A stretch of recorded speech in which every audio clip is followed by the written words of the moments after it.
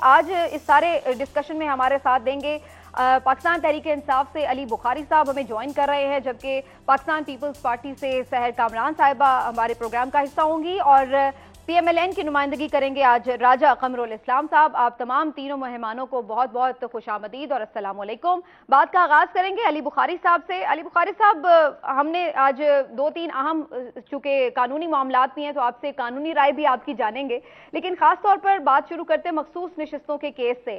क्या आपको दिखाई दे रहा है ये मखसूस नशिस्तों का फैसला आपको लग रहा है कि आपके हक में आ सकता है? और दूसरी बात ये कि इस बात पर काफी डिस्कशन हो रही है कि कुछ जज साहिबान इस बात पे क्लियर हैं कि ये नशिस्तें हुक्मरान इत्तेहाद को नहीं मिल सकती मुतनासिब कानून की नुमाइंदगी को अगर देखा जाए, तो क्या ऐसी सूरत में इस बात का खदशा है कि ये नशिस्तें खाली छोड़ दी जाएंगी?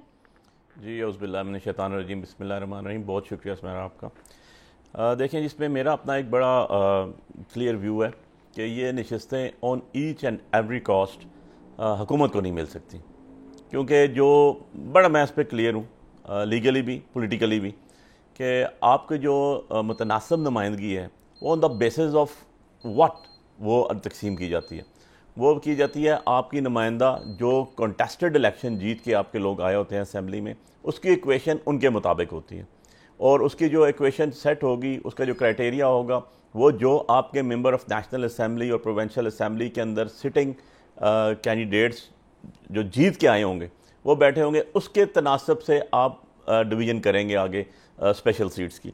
तो जो ये मुतनासिब नुमाइंदगी होती है, इसका अगर आप आम फहम तर्जुमा करें, उर्दू में पूछ लें किसी से भी, तो उसका यही होगा इक्वेशन इसकी जो है as per the sitting MNAs and MPs जो आपके प्रोविंशियल और नेशनल असेंबली के अंदर बैठे होंगे उनके तनासब से होगा, तब इसको मुतनासिब नुमाइंदगी कहते हैं। अब क्वेश्चन ये आ गया कि ऑलमोस्ट 77 सीट्स चलती हैं, बहुत बड़ा एक वो फिगर है।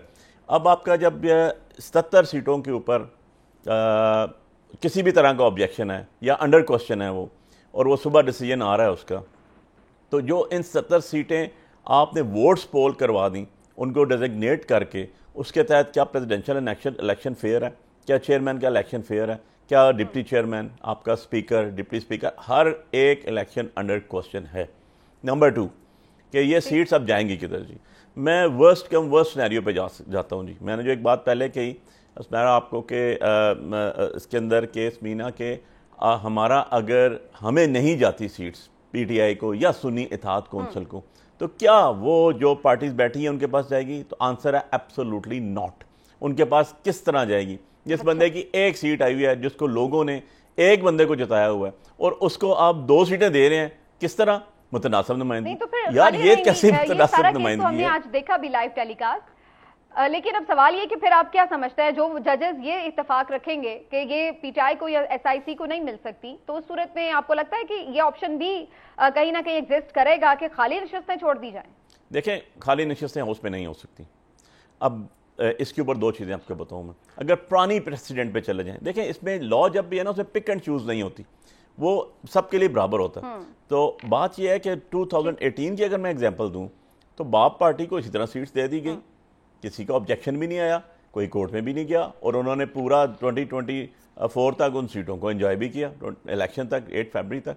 सो द थिंग इज़ कि आज जहाँ पर सितम ज़रीफ़ी ये है कि PTI को निशाना बनाया जा रहा है और पिछले 2-2.5 सालों से जो कुछ हो रहा है आप सबके सामने है, उसकी एक कड़ी ये भी है जहाँ पर रिगिंग है, जहाँ पर इलेक्शन के अंदर धांधली के साथ फॉर्म 47 के लोगों को बिठा दिया गया, जहाँ पर आपका हारे हुए लोगों को जाली तरीके से ला के उनको झूठे हलफ और ओथ करके बिठा दिया गया, वहाँ पर ये भी एक एलिमेंट है, ये भी एक बड़ा मेजर एलिमेंट है। 77 सीट्स मींस के आपके अगर गवर्नमेंट को देते हैं तो आप उनके हाथ में डैगर दे रहे हैं टू डू एनीथिंग, बिकॉज तो फिर तो कॉन्स्टिट्यूशन अमेंडमेंट आप ये समझते हैं कि खाली बहरहाल ये नहीं छोड़ी जा सकती। चलिए, आपने बाकी जो अभी इस पे बात की रिगिंग के ऊपर, इस पे मैं दोबारा जब आपकी तरफ आती हूँ तो इस पे बात करते हैं, लेकिन राजा कमरुल इस्लाम साहब, आपको क्या नजर आ रहा है कि जो मखसूस नशिस्तें हैं इसके हवाले से आप तो जाहिर है ये कहेंगे कि आपकी एक्सपेक्टेशन है कि आपके हक में फैसला आए, लेकिन बहुत से लोग ये सवाल उठा रहे हैं कि इसकी सूरत में जो आपको 2/3 मेजॉरिटी मिलेगी उससे आप लोग कोई बड़ी खतरनाक सी तरामीम करना चाहते हैं, आईनी तरामीम।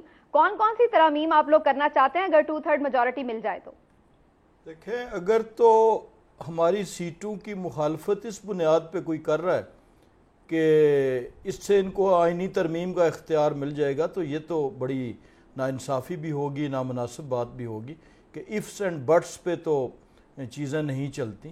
ظاہر ہے جب آئینی ترمیم کی کوئی ایسا موقع آئے گا یا اس کی ضرورت محسوس ہوگی تو پھر اس کے بارے میں سوچا جائے گا. تو ابھی تو صرف سامنے ہمارے یہ کیس ہے. اور ابھی جس طرح بخاری صاحب نے ایک مثال دی باپ پارٹی کی, باپ party was a political party. BAP party نے الیکشن کنٹیسٹ کیا تھا, باپ پارٹی ایوانوں میں موجود تھی. یہ تو ہم جو ہمارا موقف ہے وہ یہ ہے کہ یہ جو سنی تحریک ہے, یہ سنی کونسل, سنی اتحاد کونسل, یہ بنیادی طور پر it's not a parliamentary party. اور سیٹیں کن میں تقسیم ہوتی ہیں؟ پارلیمانی پارٹی میں. یعنی جس پارٹی کے سربراہ نے نہیں لڑا, اب یہ اتنی دفعہ گھسی پٹی اب یہ ہو چکی ہے, بڑی ڈسکشن ہو چکی ہے. تو بنیادی طور پہ جو آئین میں ہے وہ یہ ہے کہ چیزیں ڈسکس ہو چکی ہیں. راجہ صاحب آپ کے جو وکیل ہیں انہوں نے اس میں ظاہر ہے یہ سب چیزیں رکھی ہیں, بالکل فیئر. لیکن میں ایک تصحیح میں نے ابھی کی باپ پارٹی کی مثال پہ کہ BAP party was a political party, BAP party was a parliamentary party. ان کے ایوان میں لوگ پارلیمنٹری پارٹی تو ویسا اسی بھی بن چکی ہے نا, جب نہیں بنی نا جی, نہیں بنی نوٹیفیکیشن کر دیا, نوٹیفیکیشن کر دیا کہ جی 84 سیٹیں ان کے پاس ہیں تو آپ پارلیمنٹری پارٹی ہیں نا, پھر تبھی تو ان کا نام لکھا ہوا ہے کہ 84 لوگ ان کے پارلیمنٹ میں موجود ہیں. وہی تو بون آف کنٹینشن ہے نا. یہ نقطہ اگر طے ہو جاتا تو پھر تو 77 بھی مل جاتی. اصل تو آپ عدالت کی ساری کارروائی دیکھیں تو یہی بون آف کنٹینشن ہے کہ whether it is a party اور آپ.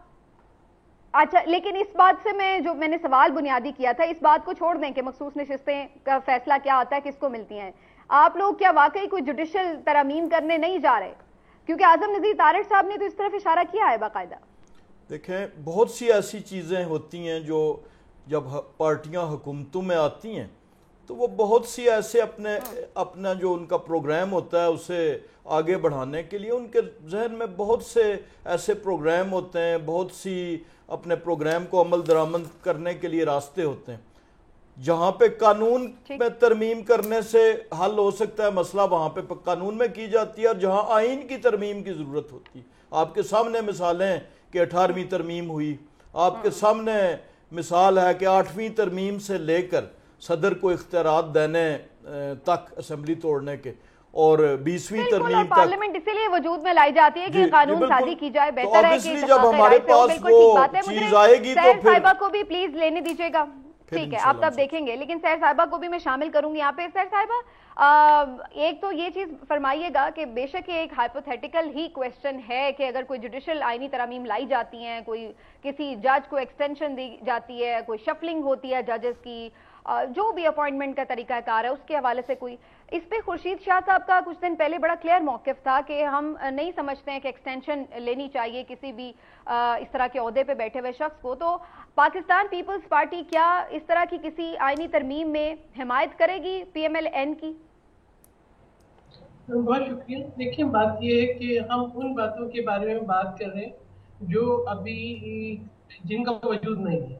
ٹھیک ہے, یہ تمام باتیں جو ہے ایزیوم کی جا رہی ہیں. پاکستان پیپلز پارٹی کا ایک طریقہ کار ہے, ہمارے یہاں جو بھی فیصلہ ہوتا ہے مشاورت سے ہوتا ہے, اور ڈیفینیٹلی ہم پاکستان کا انٹرسٹ اور پارلیمان کا انٹرسٹ اور جمہوریت اس کو سامنے رکھتے ہیں.